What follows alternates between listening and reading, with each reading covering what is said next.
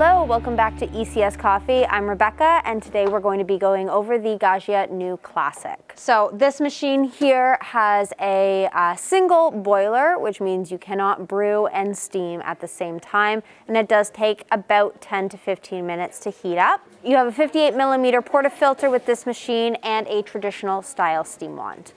I've already ground my coffee and put my shot in, so we're going to be brewing and steaming some milk in a little bit.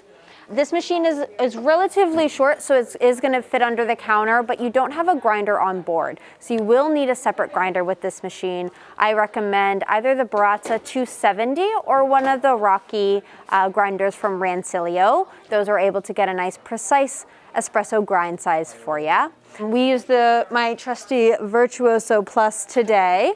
You know how much I love that grinder. Accessible to customers. You know, you can do espresso all the way through to French press, and it has that timer built in. So this machine here, you can do both the pre-ground coffee from your grinder, or you can also use what's called an ESE pod. That's an easy serve espresso pod. It's almost like a tea bag, pre-tamped espresso, and it'll measure out one shot, a single shot. If you were wanting to do a double shot, you will have to use your just freshly ground coffee or pre-ground coffee with this machine. All right, so let's get going. I'm gonna pull my double shot from this machine here. This doesn't have any pre-programmed buttons, so we are going to start the espresso shot and stop the espresso shot when we're done. So it's going now. I know that this is ready because I have my lights lit up.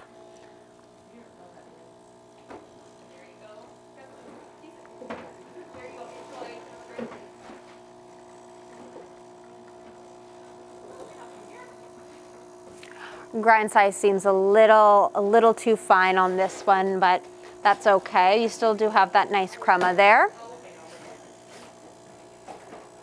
All right, I'm just gonna shut it off now. This machine does have that three-way solenoid valve, so you will not have a really soupy puck when you're done brewing.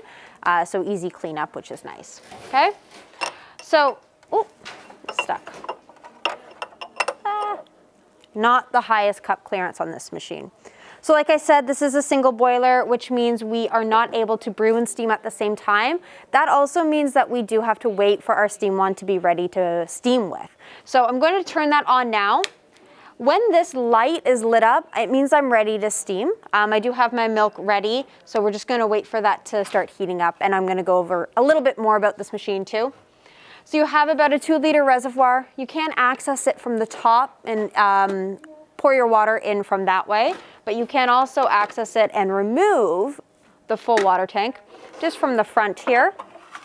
Okay, you'll just need to take out this here to remove it. Okay, since we're heating, I'm not actually going to take it out. Okay. Your knob on the side is controlling the steam valve, so when you open that up, that's going to allow the steam to flow through. Obviously, we'll show that when we're ready. And we are lit up now, so we are going to start steaming. So like I said, this is a traditional steam wand. It's pretty fixated in terms of your position. I do like the steam pressure from this machine, but it's not, I find, super comfortable to steam. I find like you can't really move your steam wand all that much, but it does make a nice textured foam.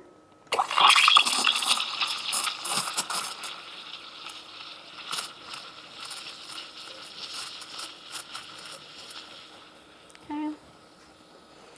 You can open it up to allow more steam to flow through. Heats up pretty quickly.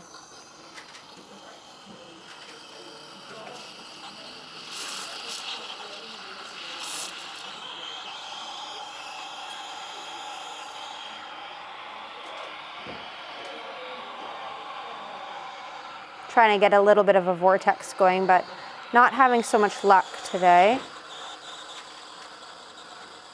Yeah.